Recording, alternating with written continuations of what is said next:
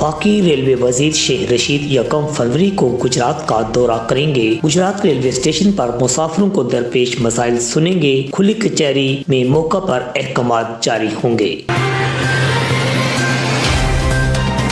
महकमा दाखिला ने मुअत्तल असला लाइसेंस बहाल करने का इख्तियार डिप्टी कमिश्नर्स को दे दिया। खानदानी दुश्मनी वालों और असला के शौकीन अफराद ने सुख का सांस लिया। इस्लामाबाद जाने के फेरे खत्म।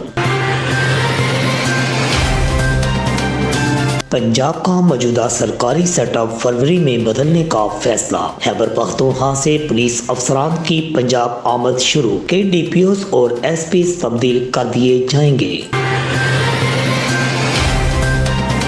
गुजरात के इलाका बांट के प्राइवेट स्कूल में हीटर से कमरा में आग लग गई। एक शख्स झुलस गया। 5 लाख का सामान जलकर खाक कस्तर। सरकारी रिकॉर्ड तक रसाई हर शहरी का हक। गुजरात में कितनी सड़कें बनी, कितने पुल बने, का रिकॉर्ड शहरी को ना मिलने पर एहसानुल हक इंफॉर्मेशन मिनिस्ट्री के पास शिकायत लेकर पहुंच गया। एक्शन पंजाब हाईवे की तलबी। आजा मेरे बालमा तेरा इंतजार है। गुजरात में सर्दी की शिद्दत बढ़ते ही गैस गायब, चूल्हे बंद, खाना बाहर से लाने के लिए होटलों पर लंबी कतारें।